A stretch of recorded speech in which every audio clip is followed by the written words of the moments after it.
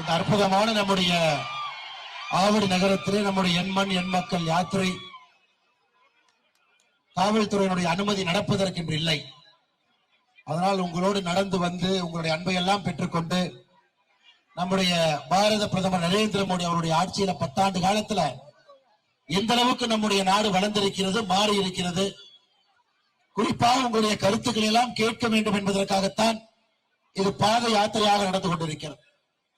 ஜூலை 28ஆம் தேதி ராமேஸ்வரத்தில் ஆரம்பித்த அந்த யாத்திரைங்க கிட்டத்தட்ட 194 தொகுதிகளை தாண்டி 195வது தொகுதியாக ஆவடியில் நின்று கொண்டிருக்கின்றோம். துரதிருஷ்டவசமாக உங்களோடு நடந்து வர முடியவில்லை, உங்களுடைய அன்பை பெற முடியவில்லை. காவல்துறையினுடைய அனுமதி மறுப்புக்கு கட்டுப்பட்டு இது ஒரு பொதுக்கூட்டமாக நடந்து கொண்டிருக்கிறது. இந்த கூட்டத்திற்கு வந்திருக்கக்கூடிய எல்லா சகோதர சகோதரிகளுக்கு, பெரியோர்களுக்கு, தாய்மார்களுக்கு இந்த நேரத்தில் எங்களுடைய அன்பார்ந்த நன்றிகளை உங்களுக்கு தெரிவித்துக் கொள்கின்றோம். குறிப்பாக நிறைய குழந்தைகள், பெரியவர்கள் கையிலே மனுவோடு வந்திருக்கின்றீர்கள். எல்லாருமே இந்த நிகழ்ச்சி முடிச்சுட்டு இருக்கிறோங்க ஐயா, நீங்க வந்து மனுவை கொடுத்துட்டு போங்க, உங்கள் அனைவருடைய மனுவையும் வாங்கி செல்கின்றோம். நடந்து வரும் பொழுது வாங்குவது எளிது, அதனால் யாரும் கவலைப்பட வேண்டாம். நிகழ்ச்சி நீங்க எல்லாம் முன்னாடி வாங்க, உங்களுடைய மனு அனைத்தையும் நிகழ்ச்சி நான் பேசி முடித்துவிட்டு நிச்சயமாக இங்க இருந்து வாங்கிக் கொள்ளுகின்றோம் என்கின்ற உறுதிமொழியும் உங்களுக்கு அளித்துவிட்டு என்னுடைய உரையை தொடங்குகின்றேன். சகோதர சகோதரிகள், நம்முடைய ஆவடி மண்ணிலே நம்மை காத்திருக்கக்கூடிய திருவேற்காடு கருமாரியம்மன் அவர்களுடைய ஆசீர்வாதத்தை பெற்று நம்முடைய மக்கள் எல்லாம் நன்றாக இருக்க வேண்டும் என்கின்ற ஒரு வேண்டுதலையும் அம்மனுக்கு வைக்கின்றேன். ஐயா, இன்னைக்கு அறநிலைத்துறையில என்னவெல்லாம் தவறுகள் நடந்து கொண்டிருக்கிறது, ஏன் அறநிலைத்துறை தமிழகத்தில் இருக்கக்கூடாது என்பதை தொடர்ச்சியாக பாரதிய ஜனதா கட்சி பேசிக் கொண்டிருக்கு. நேற்று தான் நம்முடைய திருவேற்காடு கருமாரியம்மன் கோவில்ல ஒரு பகுதி நேர பூஜாரி ஒருவர் அம்மனின் மேலிருந்த 8 சவரன் நகையை திருடி கைது செய்யப்பட்டிருக்கின்றார். திராவிட முன்னேற்ற கழகத்தின் ஆட்சியில பாத்தீங்கன்னா ஐயா, பகுதி நேர செவிலியர்கள், பகுதி நேர ஆசிரியர்கள் அப்படிங்கிற மாதிரி இன்னைக்கு வந்து பகுதி நேர அர்ச்சகர் அப்படிங்கிற கான்செப்ட் வந்துருச்சு. கருவேற்காடு நம்முடைய அம்மன் கழுத்தில் இருந்த 8 சவர் நகைய நேற்று திருடப்பட்டு யார் அம்மனுக்கு பூஜை செய்யப்பட வேண்டுமோ அவர்களாலே திருடப்பட்டு சிசிடிவி கேமரா மூலமாக அவர் பிடிபட்டிருக்கின்றார். நீங்க நினைக்கல, அண்ணன் ஏதோ ஒரு உதாரணம் எடுத்து சொல்றாரு, அது எப்படிங்க அறநிலைத்துறை வந்து எல்லா கோவிலையும் பார்க்க முடியும், அது எப்படி எல்லாரும் என்ன பண்றாங்கன்னு பார்க்க முடியும் கேட்கலாம். அப்படி ஒருவேளை யாராவது கேள்வி கேட்டாங்க ஐயா, இன்னைக்கு காலையில பழனி கோவில்ல அறநிலைத்துறை பழனி கோவிலுடைய பிரசாதத்தை விற்கக்கூடிய அந்த கடையில, அறநிலைத்துறையினுடைய கடையில ஊசி போன லட்டும் பயன்படுத்த முடியாத பிரசாதங்களையும் வச்சு பழனியில் இன்னைக்கு காலையில வித்துக்கிட்டு இருக்காங்க. இன்னைக்கு காலையில பழனியில் சரி பரவாயில்லைங்க, ஒரே ஒரு கடையில தானே வித்தாங்க, பழனியில் தானே வித்தாங்க, பரவாயில்ல அப்படின்னு நீங்க மன்னிச்சு விடலாம் என்று யோசித்தால், நம்முடைய முருகப்பெருமானுக்கு திருச்செந்தூர்ல நம்முடைய பக்தர் பெருமக்கள் கொடுத்த 5309 மாட்டை காணோம். எல்லாம் கணக்கு சொல்றேங்க ஐயா, திருச்செந்தூர் முருகப்பெருமானுக்கு பக்தர்கள் கொடுத்த 5309 மாடுகள் கணக்குல வரல. அது பரவாயில்ல, மாடு தானே போச்சு, ஒரு 5000 மாடு தானே போச்சு, பரவாயில்ல, ஒரு 8 சவரன் நகை தானே போச்சு, பரவாயில்ல. பழனி கோவில்ல ஊசி போன பிரசாதத்தை வச்சிருந்தாங்க, பரவாயில்ல அப்படின்னு யாராச்சும் சொன்னால், 1986க்கும் 2024க்கும் இடைப்பட்ட காலத்துல அறநிலைத்துறை கோவிலுக்கு சொந்தமான 2 லட்சம் ஏக்கர் நிலத்தை இழந்திருக்கின்றார். நீங்க பாருங்க, அறநிலைத்துறையினுடைய அடிப்படை வேலையே தமிழகத்தில் ஆன்மீகம் என்பதை பாதுகாக்க வேண்டும், இதுதான் அவருடைய அடிப்படை வேலை. எல்லா கோவிலையும் கூட நன்றாக பராமரிக்க வேண்டும், இது அவருடைய வேலை. ஆனா கோவில்ல பகுதி நேர பூஜாரியாக இருந்து யாரு பூஜை செய்யறாங்களோ அவர்களே அம்மன் கழுத்தில் இருக்கக்கூடிய நகையை திருடுறாங்க. பழனிமலை முருகன் கோவில்ல பஞ்சாமிர்தத்தை விற்கக்கூடிய அறநிலைத்துறை கடையில, அதிகாரப்பூர்வமான கடையிலேயே ஊசி போன பிரசாதத்தை விற்கிறாங்க. இன்னைக்கு காலையில திருச்செந்தூர் பெருமானுக்கு பக்தாதிகள் கொடுத்த 5309 மாடுகள் கடைசியாக நடந்த தணிக்கை ஆய்வில் அதை காணோம். 1986க்கும் 2024க்கும் இடைப்பட்ட காலத்துல கோவிலுக்கு சொந்தமான 2 லட்சம் ஏக்கர் காணாம போயிருக்கு. ஐயா, நாம் உணர்ந்து கொள்ள வேண்டும், தமிழகத்துல எல்லாம் தவறாக இருக்கு. இந்த யாத்திரையினுடைய நோக்கமே இதெல்லாம் உங்களிடம் படப்பிடித்து காட்ட வேண்டும். ஒரு தொகுதியாக வந்து உங்களிடம் பேசிக் கொண்டு வரும் பொழுது, உங்களுடைய பிரச்சனைகளை கேட்டுக்கொண்டு வரும் பொழுது மக்கள் மன்றத்தில் இதை வைக்க வேண்டும். தமிழகத்தில் எப்படிப்பட்ட ஆட்சி நடந்து கொண்டிருக்கிறது, மக்களுக்கு எதிரான ஆட்சி நடந்து கொண்டிருக்கிறது. 2029 மே மாதத்துல எப்ப திராவிட முன்னேற்ற கழகத்தினுடைய ஆட்சி இங்க வந்துச்சோ 4 விஷயங்களை மட்டும்தான் தொடர்ந்து பார்த்து கொண்டிருக்கின்றோம். 4 விஷயங்கள் தான் பார்க்கிறோம் ஐயா. லஞ்ச ஊழலை பார்க்கிறோம், குடும்ப ஆட்சியை பார்க்கிறோம், ஜாதி அரசியலை பார்க்கிறோம், அடாவடித்தனமான அரசியலை பார்க்கின்றோம். இந்த 4 மட்டும்தான் தொடர்ச்சியாக திராவிட முன்னேற்ற கழகத்தினுடைய ஆட்சியில தமிழகத்தில் பார்த்து கொண்டிருக்கின்றோம். அதான் மக்கள் முடிவு செய்து விட்டார்கள், பொறுத்தது போதும், இதற்கு மேல் நம்மால தாங்க முடியாது. 32 மாதமாக முன்னேற்ற கழகத்தினுடைய ஆட்சியை பார்த்து விட்டோம். இதற்கு மேல் தமிழகம் தாங்காது, தாக்கு பிடிக்க முடியாது என்கின்ற மனநிலைமைக்கு நாம் ஒருவரும் வந்திருக்கிறோம். சகோதர சகோதரி, இந்த நேரத்தில் நமக்கு ஒரு வாய்ப்பு. 2024 பாராளுமன்ற தேர்தல் இன்னும் ஒரு 60 நாள்ல வருதுங்க ஐயா. 10 ஆண்டுகளாக ஆட்சியில் இருக்கக்கூடிய பாரத பிரதமர் நரேந்திர மோடி அவர்களுக்கு 3வது முறையாக ஆட்சி கட்டளை அமர்த்த வேண்டும் என்கின்ற எண்ணம் இந்தியா முழுவதுமே 142 கோடி மக்களும் மிக தெளிவாக இருக்கின்றார். 3வது முறை மோடி அவர்கள் தான் வர வேண்டும். 10 ஆண்டுகளாக 2 முறை மோடிஜியினுடைய ஆட்சியை பார்த்தவர். 3வது முறை மோடிஜி அவர்களுக்கு எதிராக எந்த விதமான அரசியல் தலைவர்களும் கூட தன்னை பிரதம மந்திரி வேட்பாளர் என்று சொல்லும் அளவுக்கு இந்தியாவில் ஒருத்தருமே இல்லைங்க, ஒருத்தரும் கிடையாது. இந்தி கூட்டணின்னு சுயநலவாதிகள் கூடாரமாக மாறி இருக்கு. அதில் இருக்கக்கூடிய தலைவர்களை ஒருவராக பாருங்க. அதுல யாராவது ஒருவன் சாமானிய மனிதன் என்று சொல்லும் அளவுக்கு ஒரு சாமானியன் இந்த மண்ணினுடைய ஆட்சியாளராக, மக்களை காக்கக்கூடிய பிரதம மந்திரியாக ஒரு சாமானியன் வர வேண்டும். மோடி என்கின்ற சாமானியன் இருக்கின்றான்.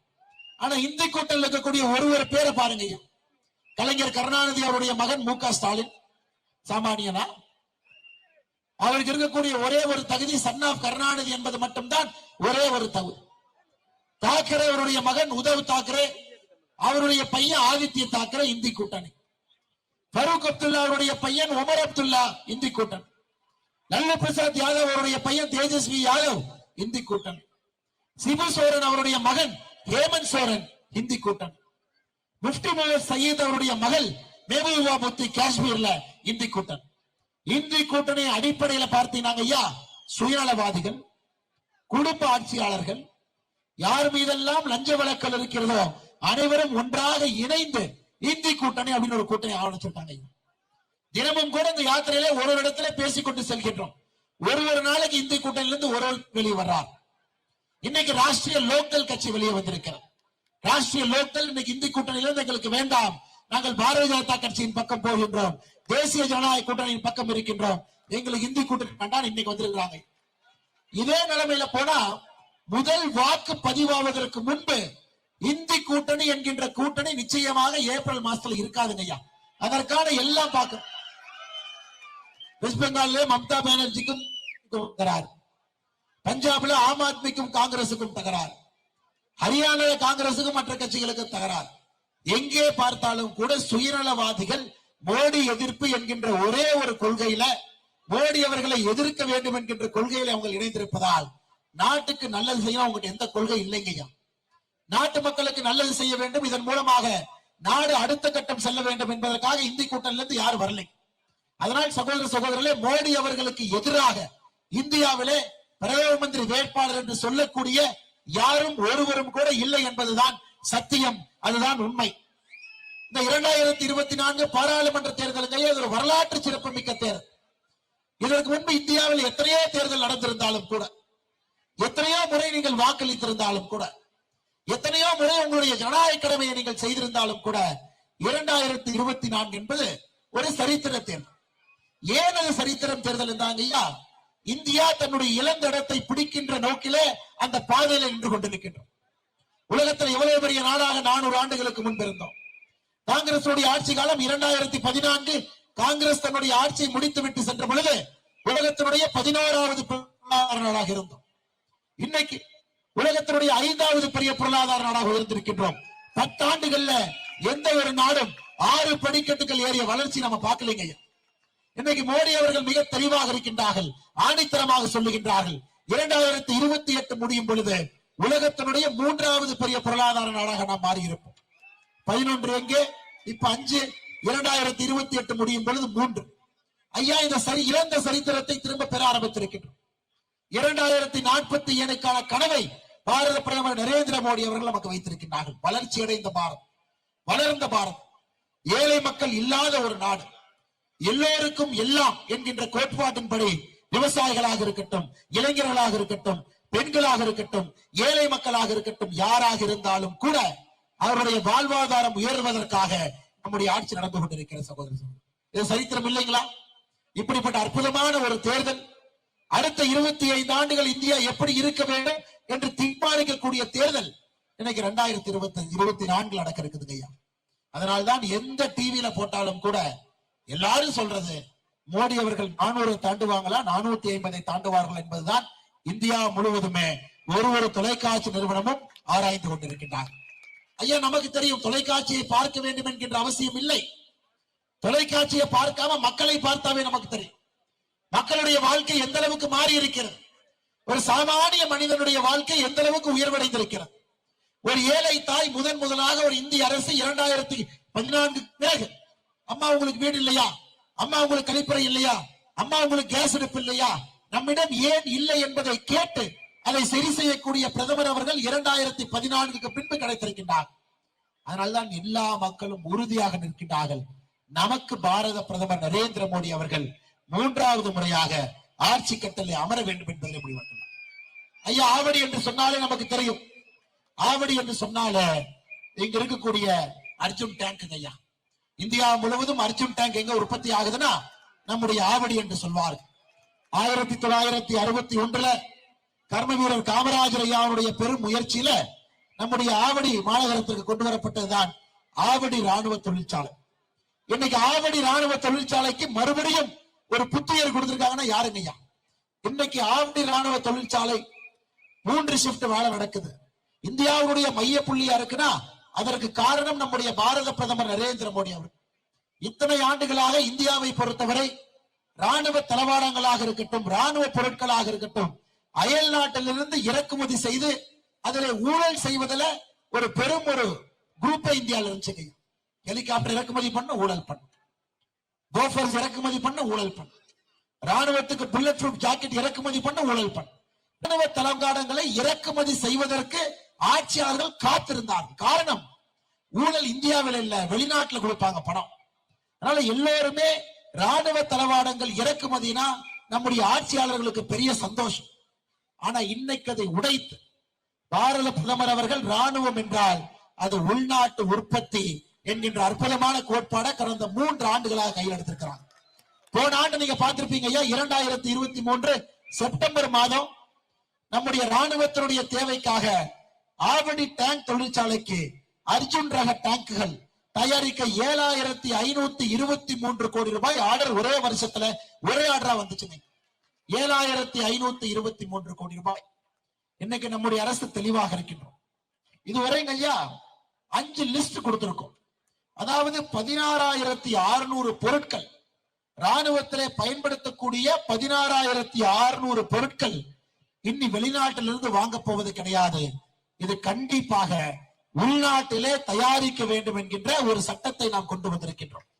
இதை ஆங்கிலத்தில் பாசிட்டிவ் இண்டிஜினைசேஷன் லிஸ்ட் என்று சொல்லுகின்றோம். கட்டாயமாக இந்தியாவில் தான் அதை தயாரிக்கணும், வெளிநாட்டிலிருந்து இறக்குமதி செய்யக்கூடாது. 16,600 பொருட்கள் படிப்படியாக ஒரு பொருளாக அதை சேர்த்துக்கிட்டே வரும். இதுவரை 5 லிஸ்ட வெளியிட்டு இருக்கிறோங்க ஐயா. முதல் லிஸ்ட் டிசம்பர் 2021, இரண்டாவது லிஸ்ட் மார்ச் 2022, மூணாவது ஆகஸ்ட் 2023, நான்காவது மே 2023, அஞ்சாவது அக்டோபர் 2023. 5 முறை பட்டியலை வெளியிட்டு 16,600 ராணுவ பொருட்களை அந்த பட்டியலில் கொண்டு வந்து இந்த 16,600 ராணுவ பொருட்களும் உள்நாட்டில் தான் உற்பத்தி செய்ய வேண்டும், அதை மட்டும்தான் இந்திய ராணுவம் வாங்க வேண்டும் என்கின்ற கொள்கையை முதலாக கொண்டு வந்திருக்கிறோம் ஐயா. குறிப்பாக வெளிநாட்டில் இருக்கக்கூடிய ராணுவ தளவாட நிறுவனங்களுக்கும் இந்தியாவில் இருக்கக்கூடிய அரசியல் கட்சிகளுக்கும் இருந்த ரகசிய உறவை பாரத பிரதமர் நரேந்திர மோடி அவர்கள் அடித்து துவைத்து வெளியே வீசி இருக்கிறார். ராஜீவ் காந்தியினுடைய போஃபர் சொல்ல மறந்துடாது, குற்றவாளியை மறந்துடாது, எங்கே என்ன நடந்தது என்பதை மறந்துடாது. அகஸ்டா வெஸ்ட்லேண்ட் ஹெலிகாப்டர் ஸ்கேம மறந்துடாது. இந்தியாவினுடைய முக்கியமான ராணுவ தளவாடங்கள் எல்லாமே பணம் கொடுத்து கமிஷன் கொடுத்துதான் நாம் ஆட்சிக்கு வருவதற்கு முன்பு வரை. இன்னைக்கு நாம ஐயா உள்நாட்டில் இருக்கக்கூடிய நிறுவனங்கள் நமக்காக தயாரிக்க வேண்டும். அதன் மூலமாக இந்தியாவில் உள்நாட்டில் ஒரு தொழிலதிபர் உருவாக வேண்டும். அதன் மூலமாக வேலை வாய்ப்பு உருவாக வேண்டும். அதன் மூலமாக எந்த ஒரு நாட்டுக்கும் நம்முடைய பாரத திருநாடு அடிமையாக இருக்கக்கூடாது என்பதற்காக இன்னைக்கு ஆவடியில் இருக்கக்கூடிய ராணுவ தொழிற்சாலைக்கு ஒரு புத்துயிர் கொடுத்திருக்கின்றோம். இன்னும் 5 ஆண்டுகள் 10 ஆண்டுகள் கழித்து ஆவடி ராணுவ தொழிற்சாலை மட்டுமே காமராஜர் ஐயா எந்த கனவுல கொண்டு வந்தார்களோ அதை முழுமையாக நிறைவேற்றக்கூடிய ஒரு சக்தி நம்முடைய பாரத பிரதமர் நரேந்திர மோடி ஐயா.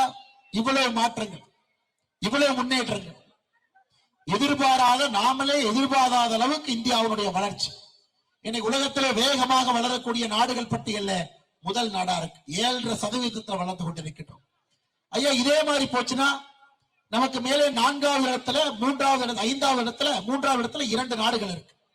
ஜப்பான், ஜெர்மனி 2 நாடுகளையும் கூட பிரதமர் அவர்கள் தெளிவாக இருக்கின்றார். 2028 முடியும் பொழுது 2 நாடுகளையும் முந்தியடித்து உலகத்தினுடைய 3வது பெரிய பொருளாதார நாடாக நிச்சயமாக நாம் மாறுவோம். அதுல எந்த கருத்தும் இல்லை ஐயா. சாதாரணமா நடக்கல. பிரதமர் அவர்களை பொறுத்தவரை பெரிய கனவுங்க ஐயா, பெரிய கனவு. இன்னைக்கு திமுகவுக்கு நான் சவால் விட்டுக் கொண்டிருக்கின்றேன். கடந்த 10 நாட்களாக 2019 பாரதிய ஜனதா கட்சியினுடைய தேர்தல் வாக்குறுதி புத்தகத்தை ஒரு பக்கம் எடுத்து வச்சுங்க. 2021 திராவிட முன்னேற்ற கழகத்தினுடைய தேர்தல் வாக்குறுதி புத்தகத்தை ஒரு பக்கம் எடுத்து வச்சு ஐயா. பாரதிய ஜனதா கட்சியினுடைய தேர்தல் வாக்குறுதி புத்தகம் யாருக்காவது நேரம் இருக்கு, நீங்கள் படிக்க வேண்டும் என்று ஆசைப்பட்டால் நம்முடைய பிஜேபி வெப்சைட்ல இருக்குதுங்க ஐயா, எடுத்து பாருங்க. மொத்தமாக நாம் இந்திய மக்களுக்கு கொடுத்த வாக்குறுதி 295. 2019 நம்முடைய தேர்தல் வாக்குறுதியில மொத்தமாக நாம் கொடுத்தது 295 வாக்குறுதி. திராவிட முன்னேற்ற கழகம் 2021 மக்களுக்கு, தமிழக மக்களுக்கு கொடுத்த வாக்குறுதி 511. இந்த 2 புத்தகத்தையும் எடுத்து ஒரு பென்சில் வச்சு ஒரு வாக்குறுதியாக மோடி நிறைவேற்றி விட்டாரா, ஒரு வாக்குறுதியாக மு.க. ஸ்டாலின் அவர்கள் நிறைவேற்றி விட்டாரா, பென்சில் வச்சு பாருங்க. தைரியமாக சொல்லுகின்றேன், உண்மையை சொல்லுகின்றேன், ஆணித்தரமாக சொல்லுகின்றேன், 295 வாக்குறுதிகளையும் நிறைவேற்றிவிட்டு உங்கள் முன்னால் பேசிக் கொண்டிருக்கின்றோம். நீங்களே செக் பண்ணுங்க. நான் திராவிட முன்னேற்ற கழகத்திற்கு 10 நாளாக சவால் விட்டுக் கொண்டிருக்கின்றேன். யாரோ ஒரு செய்தி தொடர்பாளர், யாரோ ஒருத்தர் சொல்லுங்க இந்த வாக்குறுதி நிறைவேற்றவில்லை என்று சொல்லுங்க ஐயா. நம்முடைய வாக்குறுதிகள் எதுவுமே உப்பு சப்பு இல்லாத வாக்குறுதிகள் இல்லைங்க ஐயா. ரோடு போடுவோம், தண்ணி கொடுப்போம், அந்த மாதிரி இல்லைங்க ஐயா. அதெல்லாம் காங்கிரஸ் எப்பவோ செய்திருக்க வேண்டிய வேலை. நம்முடைய வாக்குறுதி எல்லாம் 70 ஆண்டு காலமாக ஆட்சியில் இருந்த காங்கிரஸ் எதையெல்லாம் செய்ய முடியாது என்று சொன்னார்களோ அதை செய்து காட்டுகிறோம் என்கின்ற வாக்குறுதி 2019 கொடுத்ததை. மிக முக்கியமாக எந்த பிரச்சனையும் நாம் உருவாக்கவில்லை, எல்லா பிரச்சனையும் இவர்கள் அரசியல் லாபத்திற்காக உருவாக்கும். ஆர்டிகல் 370 எதுக்குங்க தேவை? ஆர்டிகல் 370 35A 1950 கொண்டு வரப்பட்ட ஆர்டிகல் 370 ஆகஸ்ட் மாதம் 2019 வரை நம்முடைய அரசியலமைப்பு சட்டத்தில் இருந்தது. எதுக்குங்க ஐயா? ஜவஹர்லால் நேரு அவர்களுக்கும் ஷேக் அப்துல்லா அவர்களுக்கும் ஒரு பெரிய நட்பு. ஹரிசிங் அவர்கள் 1947 இருந்து தொடர்ச்சியாக சொல்லிக் கொண்டிருக்கின்றார், காஷ்மீருடைய மகாராஜா இந்தியாவோடு இணைப்பதற்கு தயார். அதே நேரத்தில் நண்பர்கள் இதை புரிந்து கொள்ள வேண்டும். ஷேக் அப்துல்லா ஒரு போராட்டத்தை காஷ்மீரில் முன்னெடுக்கின்றார், குவிட் காஷ்மீர் என்று முன்னெடுக்கின்றார். மகாத்மா காந்தி அவர்கள் குவிட் இந்தியா எடுத்த பொழுது ஷேக் அப்துல்லா குவிட் காஷ்மீர் என்று எடுக்கின்றார். காஷ்மீரை விட்டு வெளியேறு. யாரை வெளியேற சொல்லுகின்றார்? ராஜா ஹரிசிங்கை வெளியேற சொல்லுகின்றார். அதிலே ராஜா ஹரிசிங் அவர்கள் சொல்கின்றார், இல்லை நான் வெளியேற மாட்டேன், இந்த மண்ணினுடைய மைந்தன் என்று சொல்லிவிட்டு ஷேக் அப்துல்லாவை கைது செய்கின்றார். ஷேக் அப்துல்லா கைது செய்யப்பட்ட பொழுது ஹரிசிங் அவர்கள் காஷ்மீரை முழுமையாக இந்தியாவோடு இணைப்பதற்கு நேரு அவர்களுக்கு கடிதம் எழுதுகின்றார். ஐயா, நான் சொல்றதெல்லாம் பாகிஸ்தான் பிரச்சனைக்கு முன்பாக. நேரு அவர்கள் தெளிவாக இருக்கின்றார், தன்னுடைய நண்பன் ஷேக் அப்துல்லா சிறையில் இருந்து வர வேண்டும், காஷ்மீருடைய முதலமைச்சராக இருக்க வேண்டும். அதுவரை காஷ்மீர் இந்திய நாடோடு இணைவதற்கு நேரு அவர்கள் ஒப்புதல் கொடுக்கவில்லை. இதை சகோதர சகோதரிகள் புரிந்து கொள்ள வேண்டும். மாபெரும் சரித்திர பிழையை நம்முடைய பாரத பிரதமர் நரேந்திர மோடி அவர்கள் எப்படி சரி செய்திருக்கின்றார்கள் என்பதை நாம் உணர வேண்டும். நேரு சொன்னார், ஷேக் அப்துல்லா விடுதலை முதலிலே, காஷ்மீர் இணைப்பு இரண்டாவது. ஹரிசிங் சொன்னார், காஷ்மீர் இணைப்பு முதலாவது, ஷேக் அப்துல்லா விடுதலை இரண்டாவது. அன்னைக்கு நேரு அவர்கள் நாட்டை முதன்மைப்படுத்தி முதலிலே காஷ்மீர் இணையட்டும், அதன் பின்பு ஷேக் அப்துல்லாவை விடுதலை செய்வோம் என்று நாட்டை முதன்மைப்படுத்தி இருந்தால் இந்தியாவுடைய சரித்திரம் வேறு பாதையில போயிருக்குங்க. அதன் பிறகு உங்களுக்கு சரித்திர புத்தகத்திலே தெரியும், இணைப்பதற்கு தயாராக இல்லை. பாகிஸ்தான்கார உள்ள வந்தா, காஷ்மீரை பிடிப்பதற்கு முயற்சி பண்ணார். அதன் பிறகு ஒரு சர்தார் வல்லபாய் பட்டேல் தேவைப்பட்டார். அங்கே சென்று பிரச்சனையினுடைய நடுவில் காஷ்மீருடைய மூன்றிலே ஒரு பகுதியை இழந்த பிறகு ஐநா சபைக்கு சென்று நாங்கள் சண்டை போட மாட்டோம் என்கின்ற உத்தரவாதத்தை நேரு கொடுத்து காஷ்மீருடைய மூன்றிலே ஒரு பகுதியை பாகிஸ்தானுக்கு கொடுத்து விட்டு இன்று காஷ்மீர் மூன்றிலே 2 பகுதியை வைத்திருக்கிறோம். இது நாம உருவாக்குனதாங்க ஐயா? இது நாம் உருவாக்கிய பிரச்சனையா? பாரதிய ஜனதா கட்சி ஆட்சியில் இருந்ததா? ஹரிசிங் அவர்கள் காஷ்மீரை இணைக்கின்றனர் என்று சொன்ன பொழுது வேண்டாம் என்று சொன்னவர் பண்டிட் ஜவஹர்லால் நேரு. அப்ப 1950 இவர்கள் கொண்டு வந்தது ஆர்டிகல் 370, காஷ்மீருக்கு தனி அந்தஸ்து. இந்தியாவிலே பொருந்தக்கூடிய சட்டங்கள் கிட்டத்தட்ட 1300க்கு மேற்பட்ட சட்டங்கள் காஷ்மீரிலே பொருந்தாது. பஞ்சாயத்து ராஜ் சட்டம் காஷ்மீரிலே பொருந்தாது. காஷ்மீரிலே பிறந்த ஒரு பெண் காஷ்மீருக்கு வெளியே ஒரு ஆணை திருமணம் செய்தால் அந்த பெண்ணுக்கு இருக்கக்கூடிய சொத்துரிமை இழக்கின்றார். இதெல்லாம் செஞ்சது நாம் இல்லைங்க ஐயா, காங்கிரஸ். அதற்கு ஒரு மோடி தேவைப்பட்டான். நம்முடைய தேர்தல் வாக்குறுதி 2019 தேர்தல் போது சொல்லி இருந்தோம், நாங்கள் ஆட்சிக்கு வந்தால் 370 அடியோடு அகற்றுவோம் என்று சொன்னோம். சொன்னபடி ஆகஸ்ட் 2019 370 35 எடுத்துட்டுங்க ஐயா. போன ஆண்டு 2022 காஷ்மீருக்குள்ள முதலாக காஷ்மீரை சாராத 1,88,00,000 பேர் உள்ள போனாங்க ஐயா. 1,88,00,000 பேர் காஷ்மீரை சாராதவர்கள் சுற்றுலா பயணிகளாக காஷ்மீருக்கு போனாங்க. இது சரித்திரம் இல்லைங்களாங்க ஐயா? நாட்டினுடைய இறையாண்மையை நாம் பாதுகாக்கவில்லையா? நாட்டினுடைய ஒற்றுமையை நாம் காப்பாற்றவில்லையா? அதன் பிறகு காஷ்மீர் இன்னைக்கு என்னங்க ஐயா டெரரிசம் மினிஸ்டர் நடக்குது? எதுவும் இல்லை. இது போன்ற சரித்திர முக்கியத்துவம் வாய்ந்த வேலைகளை செய்திருக்கின்றோம். ட்ரிபிள் தலாக், முத்தலாக் தடை சட்டம், உலகத்தில் இருக்கக்கூடிய ஷரியாலா பின்பற்றக்கூடிய கன்சர்வேட்டிவ் இஸ்லாமிய நாடுகள் அவங்க கிட்டயே முத்தலாக்கு சட்டம் இல்லைங்கய்யா. அவங்க ஊர்லயே ட்ரிபிள் தலாக் இல்ல. உலகத்துல ஷரியாலா பின்பற்றக்கூடிய இஸ்லாமிய நாடுகள்ல முத்தலாக்கு இல்லை. அதை இத்தனை காலமா ஓட்டிக்கிட்டே இருந்தா கை வைக்க மாட்டோம், வாக்கு அரசியல், அது போய்விடும். ஆனா யாரும் கூட ஒரு இஸ்லாமிய சகோதரி, இஸ்லாமிய தாய்மாரை பற்றி ஒருவர் கூட யோசிக்கணும். அந்த பெண்ணுக்கு திருமணத்தின் போது பாதுகாப்பு இருக்குமா? அந்த பெண் பத்திரமாக இருப்பாளா? அந்த பெண்ணுடைய திருமணம் உறுதியாக இருக்குமா? அந்த பெண்ணுடைய திருமணத்தை கலைக்க வேண்டும் என்றால் அதற்கு சட்ட திட்டங்கள் இருக்கிறதா? யாரும் யோசிக்கலைங்கய்யா. அதற்கு ஒரு மோடி தேவைப்பட்டான். 2019 வாக்குறுதி அளித்து 2019 ஆகஸ்ட்ல ட்ரிபிள் தலாக் சட்டம், முத்தலாக் தடை சட்டத்தை எடுப்போம் என்று சொல்லி எடுத்து காட்டு. இதெல்லாம் சாதாரண வேலையாங்க ஐயா மோடி செஞ்சார். இத்தனை காலமாக என்னங்க ஐயா, பாகிஸ்தான்கார இந்தியாவுக்குள்ள தாக்குதல் நடத்தினா உன்னை என்ன பண்ணுவோம்? நம்முடைய வெளியுறவுத்துறை அமைச்சர் அமெரிக்காவுக்கு அனுப்புவோம். வெளியுறவுத்துறை அமைச்சர் 16 மணி நேரம் பிளைட்டை பிடிச்சு அமெரிக்கா போவார். அமெரிக்கால போய் சொல்லுவோம், மிஸ் என் மேல தாக்குதல் நடத்திட்டா மிஸ், கொஞ்சம் என்னன்னு கூப்பிட்டு கேளு மிஸ் அப்படின்னு. வேலை இல்லாத அமெரிக்காக்காரன் இந்தியா பாகிஸ்தான் பிரச்சனையில கூறுவதற்கு சரியான நேரம்னு 2 பேர்த்தையும் கூப்பிட்டு பஞ்சாயத்து பண்ணுவான். இந்த பஞ்சாயத்து 3 மாதம் முடிவதற்குள்ள அடுத்த தாக்குதல் இந்தியாவில் நடந்திருக்கும். தொடர்ந்து இதையே பார்த்து பார்த்து சகித்து போய் இந்தியாவில எங்கே வேண்டுமானாலும் வந்து யாரை வேண்டுமானாலும் தாக்கலாம், அப்பாவி பொதுமக்களுடைய உயிரை பறிக்கலாம், எங்கே வந்து கையை யாரு வேண்டுமானாலும் வைக்கலாம் என்கிற நிலைமை 2014 முன்பு வரை இருந்ததுங்க.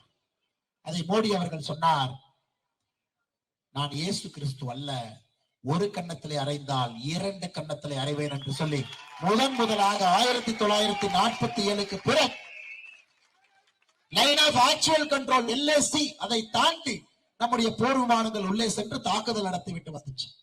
இன்னைக்கெல்லாம் பேசுறாங்க ஐயா, வடக்கு தெற்குன்னு பேசுறாங்க இல்லைங்க ஐயா திராவிட முன்னேற்ற கழகம். வடக்கு வேறு, தெற்கு வேறு, நாங்கள் வேறு, ராஜஸ்தான் வேறுன்னு பேசுறாங்க. அன்னைக்கு தாக்குதல் நடத்திய பொழுது இந்தியாவிலிருந்து விமானப்படையிலிருந்து மிக் 21 பைசன் அந்த விமானத்தினுடைய ஓட்டுநராக இருந்த பைலட் பிடிபட்டவர் யாருங்கய்யா? தமிழ்நாடு சென்னையை சார்ந்தவர். ஒரே ஒரு மனிதன் அபிநந்தன். அபிநந்தன் அவர்களை பிடித்து பாகிஸ்தான்கார வச்சிருக்கும் பொழுது இப்ப எல்லாம் பேப்பர்ல படிக்கிறேங்க ஐயா. மோடி ஐயா 2 நாடுகளுக்கு தூது விட்டார். சவுதி அரேபியாவுக்கும் அரபு எமிரேட்ஸ்க்கும் தூது விட்டார். 24 மணி நேரத்துல அபிநந்தன் ஒரு கீறல் இல்லாமல் வரவில்லை என்றால் எந்த நிலைமைக்கும் இந்தியா செல்லும் என்று சொன்னார். ஐயா, ஒரு மனிதனுக்காக, ஒரு தமிழனுக்காக, ஒரு இந்தியனுக்காக, நாட்டுக்காக போராடிய ஒருவனுக்காக பிரதமர் சொன்னார், 24 மணி நேரத்துல கீறல் இல்லாமல் அந்த மனிதன் இந்திய எல்லைக்குள் வரவில்லை என்றால் எந்த எல்லைக்கும் இந்த மோடி செல்வான். அதன் பிறகு சவுதி அரேபியா, UAE 2 நாடுகள் பாகிஸ்தான் சொன்னார். நியூக்ளியர் பாம் போட்டுருவார் மாதிரி தெரியுது. ஒற்றையாள் ஒரு ஆளுக்கு மோடி அவர்கள் துணிந்து நிற்பார். கேப்டன் அபிநந்தன் அவர்கள் கம்பீரமாக வாகா பார்டர்ல வரலீங்களாங்க ஐயா. அப்ப இந்த வடக்கு தெற்கு எங்கீங்க ஐயா போச்சு? மோடி அவர்கள் தமிழ்நாடுன்னு பார்த்தாரா? மோடி அவர்கள் பஞ்சாப்னு பார்த்தாரா? மோடி அவர்கள் மகாராஷ்டிரான்னு பார்த்தாரா? மோடி அவர்கள் இந்தியன் என்று பார்த்தார். இந்தியாவில் யாராக இருந்தாலும் கூட 142 கோடி மக்கள் பின்னாடி நிற்பாங்க. இந்த மாதிரி வலிமையான தலைவர் தாங்க ஐயா தேவைப்படுறான். வலிமையான தலைவர், போர் குணம். ஒரு அரசியல்வாதி என்றால் போர் குணம் இருக்க வேண்டும். சிங்கத்தை பிடித்து பல்லை பிடுங்கிக் கொண்டு வர வேண்டும். அப்பதாங்க ஐயா பிரச்சனையை தீர்க்க முடியும். அப்படிப்பட்ட தலைவன் 1000 ஆண்டுகளுக்கு ஒரு முறை கிடைக்கக்கூடிய தலைவன் பாரத பிரதமர் நரேந்திர மோடி அவர் நமக்கு கிடைத்திருக்கிறார். இதை விட்டுவிட்டால் இது சரித்திர பிழை இல்லைங்க ஐயா, திரும்ப கிடைக்காது. திரும்ப இது போன்ற ஒரு வளர்ச்சி, இது போன்ற ஒரு ஆரவாரம், இது போன்ற ஒரு எதிர்பார்ப்பு உலக நாடுகள் எல்லாம் திரும்பி இந்தியாவை பார்த்து கொண்டிருக்கிறது. ஓ, இந்தியா வளர்ந்துட்டாங்க. ரஷ்யாவுடைய அதிபர் புட்டின் சொல்றார், எவ்வளவு பெரிய நாடு. சயின்ஸ்னா ரஷ்யாவை பார்த்துட்டு இருந்தோங்க ஐயா. சயின்ஸ்னா ரஷ்யா, விஞ்ஞானம்னா ரஷ்யா. நாமெல்லாம் பள்ளிக்கூடத்துல படிக்கும் பொழுது இந்த கண்டுபிடிப்பு ரஷ்யா, இந்த கண்டுபிடிப்பு ரஷ்யா, இந்த vaccine Russia, chicken box vaccine Russia, எல்லாம் ரஷ்யா. ஒரே நாளில நிலவுக்கு ரஷ்யாவும் அனுப்புனாங்க ப்ரோப. அதே நாள்ல இந்தியாவும் நிலவுக்கு ப்ரோப் அனுப்பும். ஆனா ரஷ்யா மிக எளிதாக இருக்கக்கூடிய ஈக்குவேட்டர் மையப்பகுதிக்கு போனாங்க. அது எளிதாக போய் லேண்ட் பண்ணிடலாங்க. இதுவரை உலகத்துல யாருமே ஒரு நிலாவினுடைய போலுக்கு போலீங்க ஐயா, துருவத்துக்கு போல, சவுத் போல், நார்த் போல், துருவத்துக்கு போல. ஆனா இந்தியா முடிவெடுத்தது, நாங்கள் எளிதாக செல்லக்கூடிய நிலாவினுடைய நடுப்பகுதிக்கு செல்ல போவது கிடையாது, கடினமாக இருக்கக்கூடிய துருவ பகுதிக்கு செல்ல போகின்றோம் என்று இதுவரை யாரும் செய்யவில்லை. நாங்கள் இதை செய்து காட்ட வேண்டும் ஐயா. நம்முடைய ப்ரோப் நாம் என்ன அனுப்பி வைத்தோமோ மிக பத்திரமாக நிலாவினுடைய துருவ பகுதியில தரையிறக்கணும். அதற்கு ஒரு நாள் முன்பு ரஷ்யா அனுப்பி வைத்த ப்ரோப் மைய பகுதியை நோக்கி சென்றது, கீழே செயலிழந்து விழுந்துருச்சுங்க ஐயா. இதை புரிந்து கொள்ள வேண்டும். விஞ்ஞானத்துல, தொழில் வளர்ச்சியில, டெக்னாலஜிலிங்க ஐயா, கோல் செட்டிங்ல, நம்ம எய்ம்ல இந்தியா எந்த அளவுக்கு முன்னேறி இருக்கிறது என்பது நிலாவை நோக்கி சென்ற நம்முடைய சந்திராயன் ஒன்றே சாட்சி. ஐயா, இன்னைக்கு தெரியாது. 20 ஆண்டுகள் கழித்து இன்னைக்கு ஒரு குழந்தை பள்ளிக்கூடத்துல சந்திராயனை பார்த்திருப்பான். 20 ஆண்டுகள் கழித்து அந்த குழந்தை நோபேல் பிரைஸ் வாங்கும் பொழுது அந்த குழந்தை சொல்லும், எழுதி வைத்துக் கொள்ளுங்கள், சந்திராயனை பார்த்தேன், விஞ்ஞானி ஆக வேண்டும் என்று முடிவு செய்தேன். அதற்கு ஒரு உறுதியான தலைவர் நரேந்திர மோடி எங்களுக்கு கிடைத்தார். ஆனால் நரேந்திர மோடிக்கு என்னுடைய நோபல் பரிசை அர்ப்பணிக்கின்றேன் என்று சொல்வார். அது நடக்குங்க ஐயா. எப்பொழுதுமே ஒரு பெரிய சாதனை அன்னைக்கு தெரியாதுங்க ஐயா, 20 ஆண்டுகள் கழித்து தெரியும். அதை பார்த்து யாரோ ஒரு குழந்தை இன்ஸ்பயர் ஆயிருக்கும் பள்ளிக்கூடத்தில். முடியாது என்று சொல்லுகின்ற வார்த்தை மோடியினுடைய அகராதில் இல்லைங்க ஐயா. முடித்து காட்டுவது மட்டும்தான் பாரதிய ஜனதா கட்சியினுடைய ஆட்சியினுடைய தன்மை. அதை 10 ஆண்டுகளாக செய்து காட்டிக் கொண்டிருக்கின்றோம். அதனால்தான் நாம் தெளிவாக இருக்க வேண்டும். மோடி அவர்கள் மறுபடியும் 3வது முறை ஆட்சி கட்டலில் அமர்த்த வேண்டியது காலத்தினுடைய கட்டாயம் ஐயா, காலத்தினுடைய கட்டாயம். அது மாபெரும் வரலாற்று பிழை ஆகிவிடும். இன்னைக்கு எல்லா நாடுகளும் பார்த்து கொண்டிருக்கின்றான். ஆனா இன்னைக்கு பாருங்க ஐயா, தமிழ்நாட்டில் இருக்கக்கூடிய அமைச்சர்களையும் ஆட்சியாளர்களையும் பாருங்க. தமிழ்நாட்டில் இருக்கக்கூடிய ஆட்சியாளர்கள் அமைச்சர்களை பார்ப்பதற்கு முன்பு உங்க சொந்த எம்எல்ஏ அண்ணன் நாசர் அவரை பாருங்க. மோடி அவர்கள் கேலோ இந்தியான்னு சொன்னதை தப்பா புரிஞ்சுக்கிட்டார். அவர் ஒலிம்பிக்ல போய் ஈட்டி எறிதல் நல்லா பண்ணி கோல்ட வாங்கிட்டு வாடா, கல் எடுத்து எறிகிறா. இந்த அமைச்சருடைய சாதனை எல்லாம் பாத்தீங்கன்னா பெரிய சாதனை. கட்சிக்காரங்களை பார்த்து கல் எடுத்து எறிகிறது. இந்தியாவிலே அவர் மட்டும்தான் பால் விலையை ஏத்திட்டு, ஏனே பால் விலை ஏத்துறீங்க கேட்டா, தம்பி ஜிஎஸ்டி ஏத்திட்டாங்க அதனால பால் விலை ஏத்தணும். ஆனா பாலுக்கும் ஜிஎஸ்டிக்கும் சம்பந்தம் இல்லைன்னா அது இல்லப்பா அப்படிங்கிறார். எந்த சம்பந்தமும் இல்லாம இத்தனை காலமாக திராவிட கட்சிகள் தமிழகத்துல எதை செய்தாலும் கூட மத்திய அரசின் மீது பழி போடும். ஆனா இன்னைக்கு சமூக வலைதளம் வந்த பிறகு நாம் எல்லோரும் எல்லா விஷயத்தையும் படிக்க ஆரம்பித்து அது ஏன் நடக்கிறது நடக்கவில்லை என்று தெளிந்து கொண்ட பிறகு இவங்களுடைய போய் எடுபடலைங்க ஐயா இதெல்லாம். ஆனா நான் இன்னைக்கு மு.க. ஸ்டாலின் ஐயாவுக்கு அன்பான ஒரு வேண்டுகோள் வைக்கிறேன். ஏங்க ஸ்பெயினுக்கு போயிட்டு வந்தீங்க, விமான நிலையத்துல வந்தவுடன் உங்க பக்கத்துல இலாக்கா இல்லாத அமைச்சர் அண்ணன் பொன்முடி அவர்கள் வச்சுக்கிட்டீங்க. ஜெயில இலாக்கா இல்லாத அமைச்சர் அண்ணன் செந்தில் பாலாஜி அவர்களுக்கு மாசம் 1,05,000 ரூபாய் சம்பளம் கொடுக்கிறேன். அப்ப எங்க அண்ணன் ஆவடி நாசர் மட்டும் குறைவா, அவரையும் இலாக்கா இல்லாத அமைச்சராக வைக்க வேண்டும். அதான் இந்த பாத யாத்திரையிலே நம்முடைய முதலமைச்சர் மு.க. ஸ்டாலின் ஐயாவுக்கு எங்களுடைய வேண்டுகோள். இவர் மட்டும் எந்த வகையில தகுதி குறைந்தவர், அவங்களுக்கு இருக்கிற அதே தகுதி இவருக்கு. நல்ல கல்லெடு தெரிகிறார், பால் விலை ஏத்திட்டு மத்திய அரசின் மீது பள்ளிய போறார். திருவள்ளூர் மாவட்டத்துல தன்னுடைய துறையை தாண்டி கமிஷன் வாங்குவதில் வல்லவராக இருக்கக்கூடிய ஆவடி நாசர் அவர்களையும் உடனடியாக இலாக்கா இல்லாத அமைச்சராக நீங்க வைக்க வேண்டும். அவங்களுக்கு ஒரு நாயம், இவங்களுக்கு ஒரு நாயம் என்பதை பாரதிய ஜனதா கட்சி ஏற்றுக்கொள்ள சகோதர சகோதரி. அப்படித்தாங்க இருக்கு, அப்படித்தான் இருக்கு. ஒரு காலத்துல நம்முடைய குழந்தைகளுக்கெல்லாம் எப்படி சொல்லி வளர்த்தினோம்? கக்கன் ஐயா, காமராஜர் ஐயா, சி சுப்பிரமணியம் ஐயா, லூர்தம்மாள் பிரான்சிஸ் அம்மா, பரமேஸ்வரன் ஐயா, இவங்க எல்லாம் யாருன்னாங்க ஐயா? லூர்தம்மாள் பிரான்சிஸ் அம்மா ஒரு கிறிஸ்தவ பெண்மணி, நாகர்கோவிலை சார்ந்தவர். காமராஜர் ஐயாவுடைய கேபினெட்ல லூர்தம்மாள் பிரான்சிஸ் அவர்களுக்கு உள்ளாட்சித்துறை ஒரு பெண், பாருங்க இன்னைக்கெல்லாம் உங்க பேசுறாங்க, பெண்ணுக்கு எப்படிப்பட்ட முன்னுரிமை, உள்ளாட்சித்துறை, மீன்வளத்துறை. இன்னைக்கு நீங்க நாகர்கோவில் கன்னியாகுமரி பக்கம் போனீங்கன்னா லூர்தம்மாள் ஒரு மீன் இருக்கும், ஒரு மீனுக்கு அந்த அம்மாவுடைய பேரை வச்சிருக்கிறாங்க. அப்படி எல்லாம் கேபினெட்ல இருந்தாங்க. ஒரு பெண் குழந்தை படித்து வளரும் பொழுது நானும் லூர்தம்மாள் பிரான்சிஸ் அவர்களை போல் வர வேண்டும் என்கின்ற ஆசை இருக்கும். பரமேஸ்வரன் ஐயா பட்டியலினத்தை சார்ந்தவர். ஆனா காமராஜர் ஐயாவுடைய கேபினெட்ல அவருதான் ஐயா அறநிலைத்துறை அமைச்சர். பாருங்க, கோயிலுக்குள்ள யாரை விடமாட்டோம் என்று தமிழகத்திலே பல போராட்டம் நடந்து கொண்டிருந்தோ சத்தமே இல்லாத ஒரு சமூக நீதி புரட்சி காமராஜர் ஐயா பண்ணாரு. பரமேஸ்வரன் ஐயாவை தன்னுடைய கேபினெட்ல சமூக நீதியை காத்த காமராஜர் ஐயா சத்தமே போடாம, இவங்க மாதிரி போஸ்டர் அடிச்சு ஒட்டாம, இவங்க மாதிரி மேல இருந்து கத்தாம பரமேஸ்வரன் ஐயாவை அறநிலைத்துறை அமைச்சராக ஒரு பட்டியலின சகோதரை ஆக்கி காட்டினார். கக்கன் ஐயாவை பத்தி சொல்லவே வேண்டாம். போலீஸ் துறை ஒரு பட்டியலின சகோதரர் கக்கன் ஐயாவுடைய கரையில காவல்துறையை கொடுத்து அழகு பார்த்தார். காவல்துறை ஒரு மிக முக்கியமான துறை. முதலமைச்சர்களே பாக்கெட்ல வச்சுக்கிட்டு ஆட்டி படைக்க வேண்டும் என்று நினைக்கக்கூடிய தொகையை கக்கன் ஐயா கையிலே கொடுத்து அழகு பார்த்தார். சி சுப்பிரமணிய ஐயா உங்களுக்கு தெரியும், நம்முடைய கல்வி அமைச்சராக இருந்தவர், மத்திய அரசிலே பல பொறுப்புகள் இருந்தார். கர்மவீரன் காமராஜர் ஐயாவுடைய கேபினெட். இப்படிப்பட்ட அமைச்சர்கள் அங்க. இன்னைக்கு திமுகவுடைய கேபினெட்டை பார்த்து எப்படிங்க அம்மா குழந்தைகளுக்கு சொல்லிக் கொடுப்பீங்க? அதே போறாரு பாரு பொன்முடி ஐயா ஊழல்வாதி, இப்படி சொல்லுவீங்களா?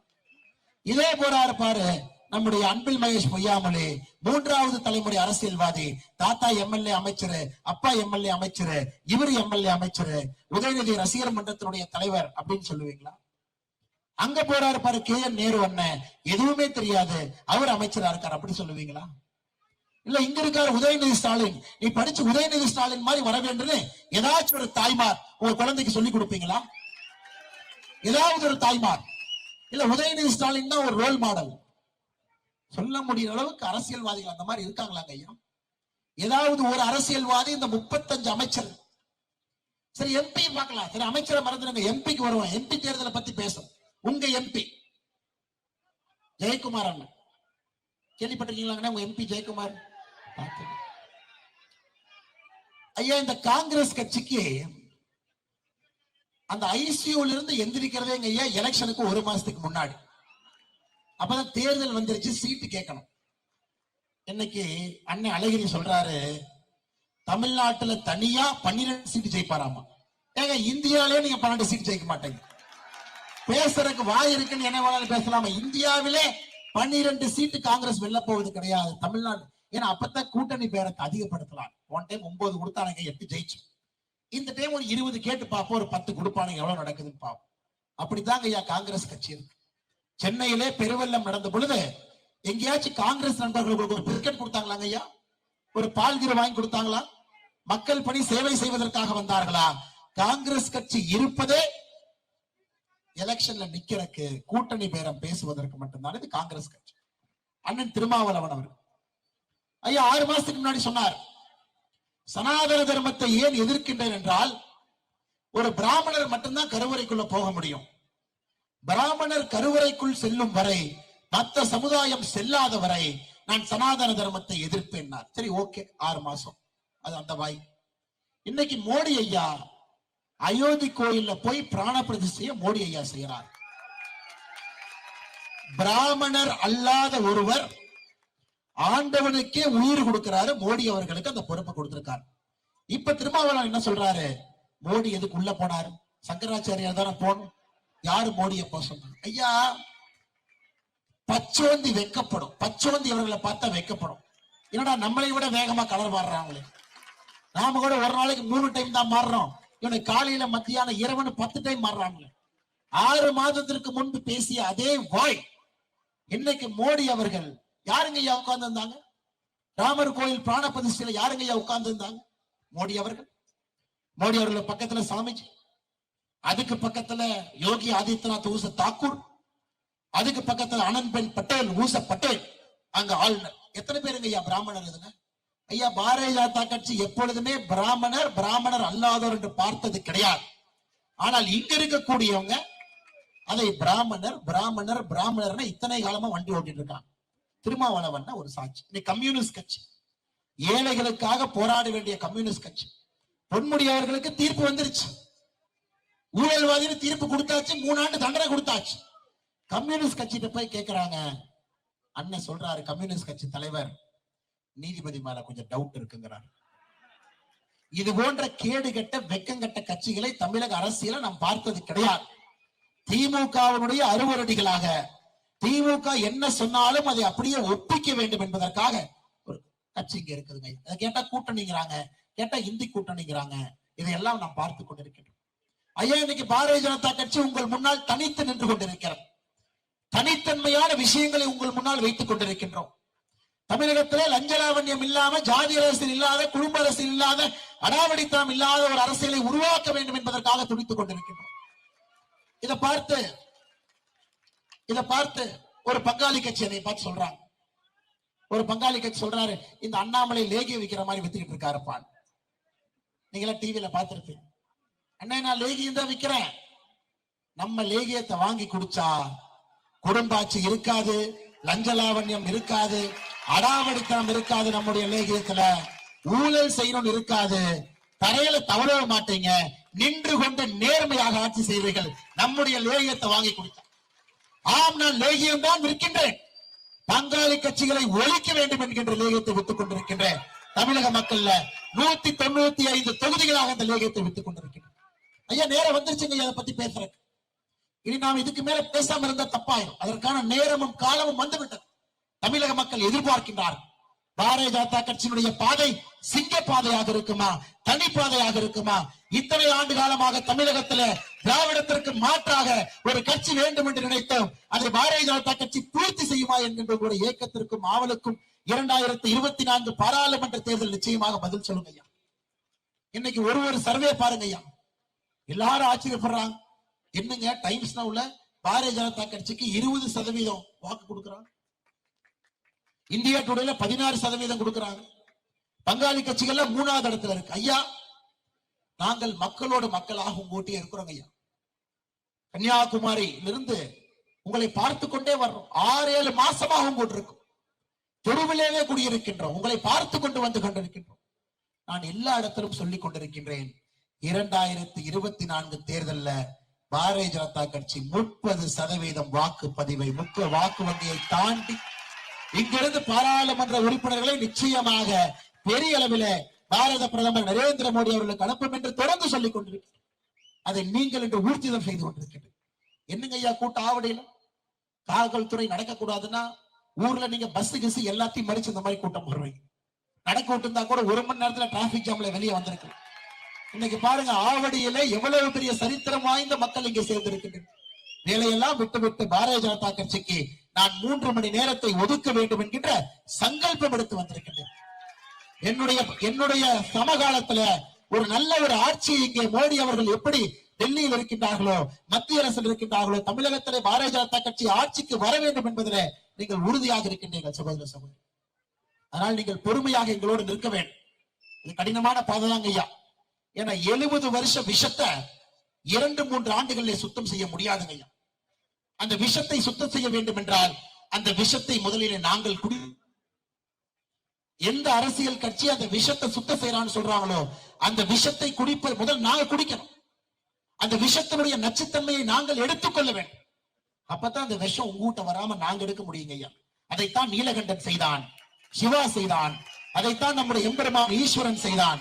விஷத்தை அவன் விழுங்கினான். இன்று பாரதிய ஜனதா கட்சி உங்களுக்காக இந்த திராவிட அரசியலுடைய விஷத்தை விழுங்குவதற்கு நாங்கள் தயாராக இருக்கிறோம். எண்ணம் தெளிவாக இருக்கிறது, கொள்கை தெளிவாக இருக்கிறது, பாதையிலே செல்ல வேண்டும் என்பதிலும் தெளிவாக இருக்கின்றோம் ஐயா. எல்லா இடத்துலையும் பேசிட்டு வர்றோங்க ஐயா. ஒரு இடத்தையும் பாத்தீங்கன்னா படம் பிடித்து காட்டுகின்றோம். எப்படி திராவிட முன்னேற்ற கழகத்தினுடைய எம்எல்ஏ ஒரு மெடிக்கல் காலேஜ் நடத்துவான், எம்பி ஒரு மெடிக்கல் காலேஜ் நடத்துவான். ஆனா நீட் வேண்டாம் என்று எதிர்ப்பார். இன்னைக்கு இந்தியாவுடைய பல கோணத்துல பாக்குறீங்க ஐயா. திராவிட முன்னேற்ற கழகம் இப்ப 6வது முறை ஆட்சியில் இருக்கிறாங்க. 5 முறை முதலமைச்சராக இருந்து 6வது முறை ஆட்சி நடந்து கொண்டிருக்கிறார். 5 முறை முதலமைச்சராக இருந்து தமிழகத்திற்கு திராவிட முன்னேற்ற கழகம் கொண்டு வந்த அரசு மருத்துவக் கல்லூரி 5ங்க ஐயா, 5. தனியார் மருத்துவக் கல்லூரி 17. ஆனால் மோடி அவர்கள் இந்த 9 ஆண்டுகள்ல தமிழகத்திற்கு கொடுத்த அரசு மருத்துவக் கல்லூரி 15, ஒரே நேரத்துல 11. அதுல உங்களுடைய பாராளுமன்ற திருவள்ளூருக்கும் ஒரு மருத்துவக் கல்லூரி வந்திருக்குங்க. நம்ம ஆட்சிக்கு வந்த பொழுது இந்தியாவில மொத்தமா மருத்துவ சீட்டே பாத்தீங்கன்னா 57,000 ஐயா. சுதந்திரத்திற்கு பிறகு 67 ஆண்டுகள்ல இந்தியாவுடைய மொத்தமாக நம்முடைய மருத்துவ சீட்டு பாத்தீங்கன்னா 57,592 ஐயா. இன்னைக்கு 9 ஆண்டுகள் பாருங்க, 67 வருஷம் 57,592 மருத்துவ சீட்டு. இன்னைக்கு 9 ஆண்டுகள் கழித்து இந்தியாவுடைய மொத்த மருத்துவ சீட்டுங்கய்யா 1,08,940 இரட்டிப்பு செய்திருக்கு. இரட்டிப்பு. மருத்துவ கல்லூரிகளை இரட்டிப்பு செய்திருக்கின்றோம், மருத்துவ சீட்டை இரட்டிப்பு செய்திருக்கின்றோம். அதனால்தான் நீட்டுக்கு எதிராக திராவிட முன்னேற்ற கழகம் கையெழுத்து இயக்கம் நடத்திய பொழுது திமுக தொண்டனை கிழிச்சு போட்டு போயிட்டான். சேலத்துக்கு வெளியே இருக்கக்கூடிய குப்பை தொட்டியில இதையெல்லாம் நான் கொடுக்க போறதில்லை.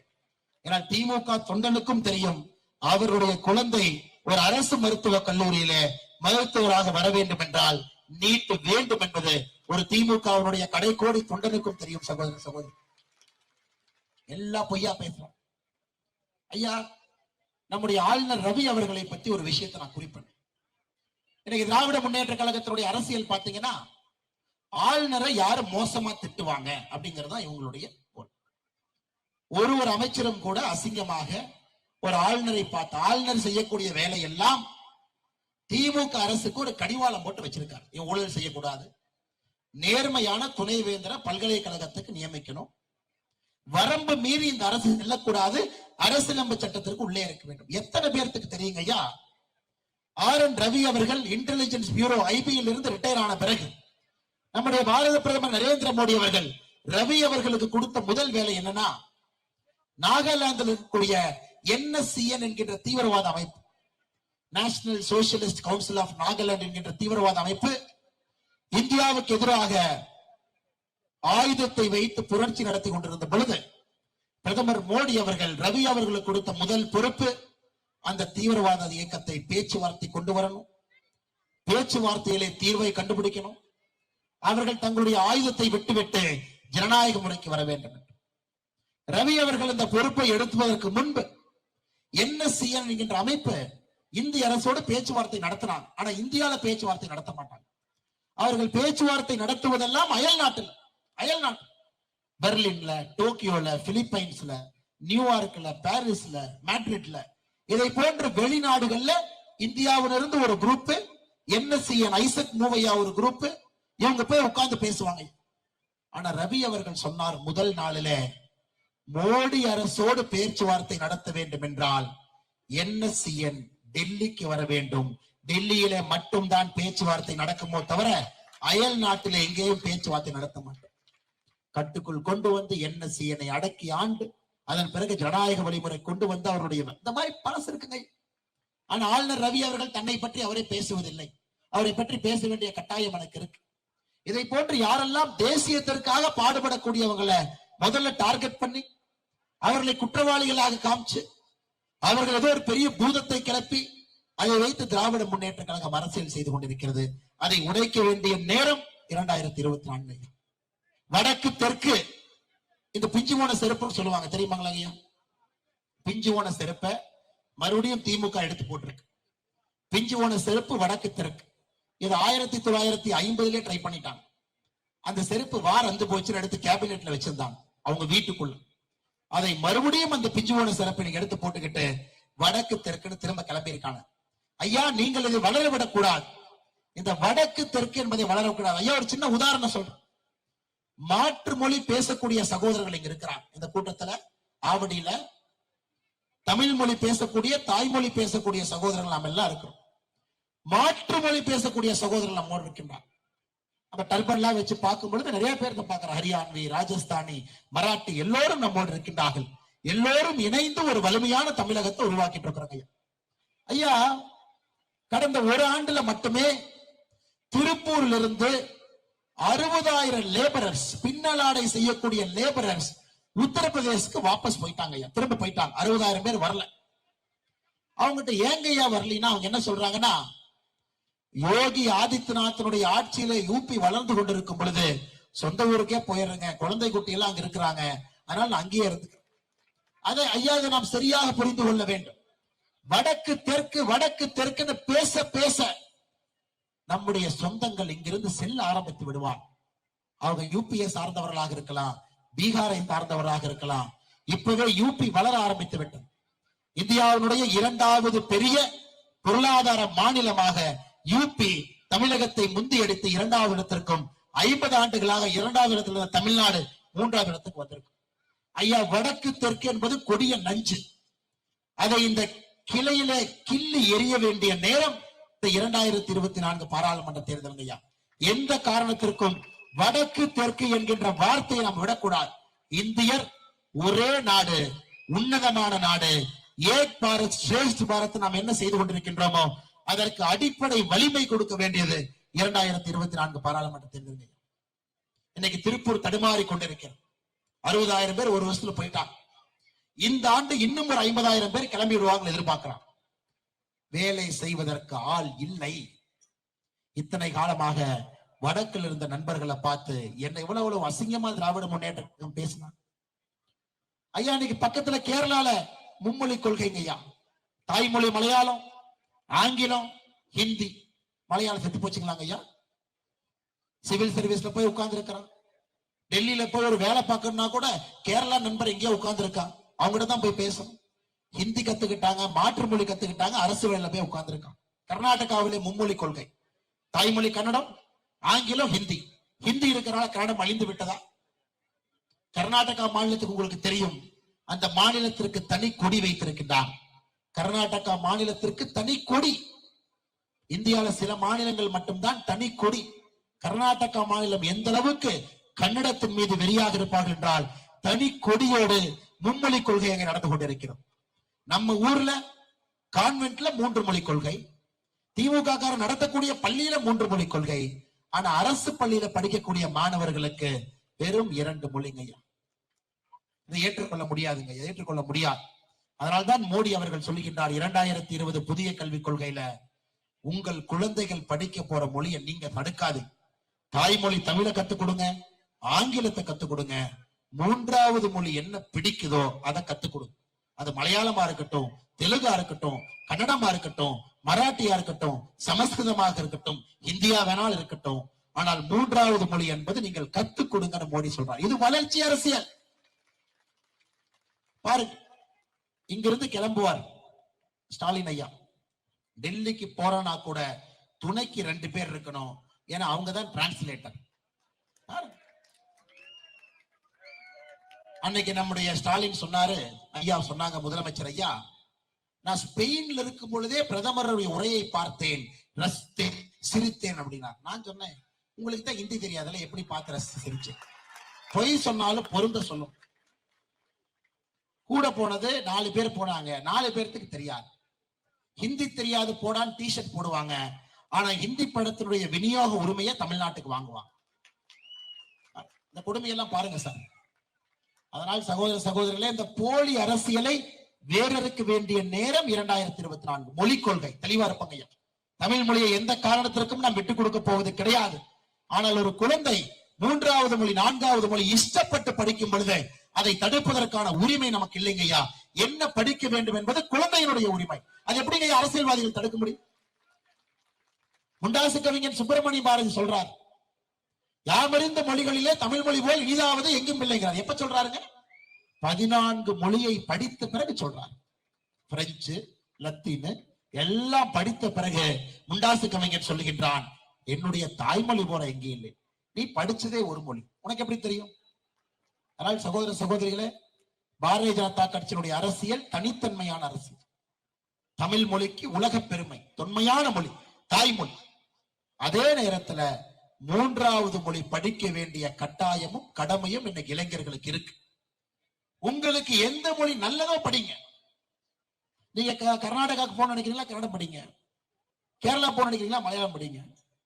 இல்ல டெல்லி போன நினைக்கிறீங்களா, ஹிந்தி படிங்க. ஆனா நீங்க என்ன படிக்கிறீங்க நீங்க சொல்றீங்களோ அதை சொல்லிக் கொடுக்க வேண்டியது அரசனுடைய கடமை. அரசு நீ படிக்காதேன்னு சொல்றதுல அரசுக்கு இங்க வேலை இல்லைங்கய்யா, மாத்தம். அதையெல்லாம் 2024 நீங்கள் செய்வீர்கள் என்கின்ற பெரும் நம்பிக்கை எனக்கு இருக்குதுங்க ஐயா. சென்னை பார்த்துட்டு இருக்கீங்க, தாத்தா வேட்டி தூக்கிட்டு நடந்து போனாரு, பையன் வேட்டி தூக்கிட்டு நடந்து போனாரு, பேர இன்னைக்கு பேண்ட் தூக்கிட்டு நடந்து போறாரு. இவ்வளவு பெரிய நகரம், ஆங்கிலேயர்கள் காலத்திலிருந்து உருவான ஒரு மாபெரும் நகரம். ஆனா ஒரு வெள்ளம் வந்து விட்டால், மழை வந்து விட்டால், சென்னை மக்களுக்கு இருக்கக்கூடிய பயத்தை நான் எங்கேயுமே பார்த்தது இல்லைங்க. நானா ஒரு கிராமத்துக்காரன், அரசியல் பொறுப்பு இருக்கிறனால சென்னைக்கு வந்திருக்கிறேங்க ஐயா. நான் சென்னைக்கு பாரதிய ஜனதா கட்சியில சேர்வதற்கு முன்பு நான் சென்னைக்கு மொத்தமா வந்ததே 2 முறைங்க ஐயா. எங்க ஊர்ல இருந்து சென்னை வந்தா பெருசா வரும், சென்னை கூட்டிட்டு போறாங்க, பீச் எல்லாம் காட்ட போறாங்க, எவ்வளவு பெரிய ஊர் அப்படி. 2 முறைதான் என்னுடைய 37 வயதுக்கு முன்பு நான் சென்னைக்கு வந்தது 2 முறைங்க ஐயா. இப்ப சென்னையில 3 ஆண்டுகளாக இருக்கின்றேன். ஆனா சென்னை மக்கள்கிட்ட இந்த மலைன்னு சொன்னா அவங்க கண்ணுல ஒரு பயம் வருதுங்க ஐயா. நாங்கள் உங்களுக்கு குடிக்கின்ற உறுதிமொழி, எங்களுடைய எம்பி இங்க வந்துட்டாங்கன்னா உங்களுக்கு இருக்கக்கூடிய சைக்காலஜிக்கல் பியர், அந்த பயத்தை நாங்க எடுக்கிறோங்க. 1000 கோடி கொடுத்தோம், பணத்தை எல்லாம் கொள்ளையடிச்சு சாப்பிட்டுட்டு, இயற்கையான கால்வாய் எல்லாம் அழிச்சிட்டு, அங்கெல்லாம் வீட்டை கட்டிட்டு, கம்பெனியை கட்டிட்டு, எதோ கட்டிட்டு, செயற்கையாக இவனே சிமெண்ட் போட்டு ஒரு கால்வாயை உருவாக்குறான். அதுல தண்ணி எங்கேயும் போறதில்ல, திரும்ப தான் வருதுங்க ஐயா. இவர்களால் நான் எழுதி கொடுக்கிறேன், நான் சொல்றேங்க ஐயா, நீங்க வச்சுக்கங்க. 500 வருஷம் ஆனாலும் திராவிட கட்சிகளால் சென்னையை சரி பண்ண முடியாதுங்க ஐயா, எழுதி வச்சுக்க. ஃபுல் ஸ்டாப் போட்டு அடுத்த பணத்தை எப்படி கொள்ளடிக்கலாம் என்று சிந்திப்பதற்கு தான் இருக்காங்க. இன்னைக்கு சென்னையை மறுபடியும் ரீபில்ட் பண்ண வேண்டிய நேரம், திரும்ப ஒரு புதிய சென்னையை உருவாக்க வேண்டிய நேரம். சாலை ரோடுல எப்படிங்க ஐயா போடுறான்? ஒரு ரோடு குண்டுகுழி ஆயிடுச்சு, அது மேல இன்னொரு ரோடு குண்டுகுழி ஆயிடுச்சு, அது மேல ரோடு. என்னாச்சுங்க ஐயா? ரோடு மேல போய்கிட்டே இருக்குது, வீடு கீழே போய்கிட்டே இருக்கு. நான் இன்ஜினியர்கிட்ட கேட்டேன், பறிச்சு போட வேண்டியதானே? ஒரு டெண்டர் பறிச்சு போடுறதுக்கு தானே பணம் எடுக்கிறீங்க. தலைவா, பறிச்சு போட்டா காசு அதிகமா செலவாகும். அதனால பறிச்சு போடுற காசுக்கு டெண்டர் விட்டு, பறிக்காம அது மேல ரோடு போட்டா நீ குழி பறிச்சு பார்க்கவா போற? அந்த காசு எங்களுக்கு தானே. அதனாலதான் தமிழ்நாட்டுல ரோடே பறிக்காம மேல மேல டாப்பிங் போடுவோம். இன்னைக்கு என்னாச்சாங்க ஐயா, ரோட்ல இருக்கக்கூடிய தண்ணி முதல்ல வீட்டுக்குள்ள வருது. பாரதிய ஜனதா கட்சி செய்ய வேண்டிய முதல் வேலை, நீங்க எங்களுக்கு அதிகாரம் கொடுத்த பிறகு சென்னையினுடைய மொத்த ரோடையும் பேத்தெடுத்து கீழே கொண்டு வந்து உங்க வீட்டினுடைய சமநிலைக்கு கீழே இந்த ரோடு வந்தா மட்டும்தாங்க ஐயா நீங்க தப்பிப்பீங்க. இல்லாட்டி நமக்கு ஜென்மத்துக்கு தப்பிக்க மாட்டோம். சூடு உள்ள வரும், ரிஃப்ளெக்டிவ் சூடு, தண்ணி உள்ள வரும். சென்னைக்கு விமோசனம் என்றால் சின்ன சின்ன விஷயங்கள். ரோட்டை பேத்து கீழே கொண்டு போனது, கால்வாய்களை சரி பண்ண, பக்கிங்காம் கேனல், கூவம் நதி எல்லாம் திரும்ப நம்முடைய நீர் நிலையங்கள் ஆதாரங்களா கொண்டு வரும், குளங்களை வெட்டணும், எல்லாம் செய்யணுங்க. கான்கிரீட்டை குறைக்கணும், இயற்கை பொருட்களை பயன்படுத்தி யாரு வீடு கட்டுறாங்களோ மானியம் கொடுக்கும். இதெல்லாம் பாரதிய ஜனதா கட்சியினால மட்டும்தாங்க. இது இவங்களுக்கு தெரியாது. இவங்க எல்லாம் எப்பவோ வாழ்ந்த தலைவர்கள் பேர்ல ஓட்டு பிச்சை எடுத்துக் கொண்டிருக்கின்றார். இவங்களுக்குன்னு சொந்தமா ஒரு ஸ்டாண்டு கிடையாது. ஐயா, எல்லா தலைவர்களையும் மதிக்கின்றோம். ஆனா இன்னைக்கு நீங்க என்ன செய்றீங்கன்னு தான் மக்கள் கேட்கிறாங்க. நாங்க 1972 கட்சி ஆரம்பித்த பொழுது, இன்னைக்கு 2024 என்ன செய்றீங்கன்னு இளைஞன் கேட்கிறான். எங்க தலைவர் அப்படி இருந்த பொழுது 2024 என்ன செய்றீங்க இளைஞர் கேட்கிறான். இல்ல எங்க கட்சி 50 ஆண்டுகளாக ஆண்ட பொழுது, அதெல்லாம் வேண்டாங்க, 2024 என்ன செய்யறீங்க? திராவிட கட்சிகளை அடியோடு ஒழிக்க வேண்டும். காரணம், பழைய புராணத்தை ஓல்டு டேப் ரெக்கார்டர் மாதிரி தீஞ்சு போன டேப் ரெக்கார்டர் திரும்ப திரும்ப ஓட்டிட்டு இருக்கிறாங்க. ஐயா, இவர்களுக்கு ஒண்ணும் தெரியாது, ஒண்ணுமே தெரியாது. இவர்கள் எல்லாம் ஒழுத்து விட்டு ப்ரொஃபஷனல் டீம், விஷயம் சப்ஜெக்ட் தெரிஞ்ச ஆளுங்க, இன்டெகிரிட்டி, பர்சன் ஆஃப் இன்டெகிரிட்டி, நேர்மையை ரத்தத்திலே கலந்திருக்கக்கூடிய மனிதர்கள், மறுபடியும் சாமானிய மனிதர்கள் ஆட்சி கொண்டு வந்தால் மட்டும்தான் சென்னை தப்பிக்கும், தமிழகம் தப்பிக்கும். அதற்கு முதல் படி 2024 பாரதிய ஜனதா கட்சியினுடைய ஆட்சி. மோடி ஐயா 3வது முறையாக டெல்லியில 2026 தமிழகத்திலே பாரதிய ஜனதா கட்சியினுடைய ஆட்சியை நீங்கள் கொண்டு வர வேண்டும். நிச்சயமாக நீங்கள் செய்வீர்கள் என்கிற நம்பிக்கை. மறுபடியும் ஒரு முறை உங்களிடம் பாத யாத்திரையாக வந்து உங்களிடம் பேச முடியவில்லை, கை குலுக்க முடியவில்லை, அன்பை பரிமாற முடியவில்லை என்கின்ற வருத்தத்தை பதிவு செய்து அதற்கான மன்னிப்பையும் கோரிக்கொண்டு மறுபடியும் இயற்கை நமக்கு ஒரு வாய்ப்பு கொடுக்குங்க ஐயா. அன்னைக்கு ஊரிலே இந்த மண்ணிலே நடந்து வந்து உங்களோடு வருகின்றோம். இன்னைக்கு அது முடியலைங்க ஐயா, அதற்காக மன்னிச்சுங்க. மேடையில் இருக்கக்கூடிய எல்லா தலைவர்களுக்கும் நன்றி சொல்ல வேண்டிய நேரம். இந்த மாவட்டத்தினுடைய அருமை தலைவராக இருக்கக்கூடிய அண்ணன் அஸ்வின் குமார் அவர்கள் மிக சிறப்பான ஏற்பாடுகளை செய்திருக்கிறார்.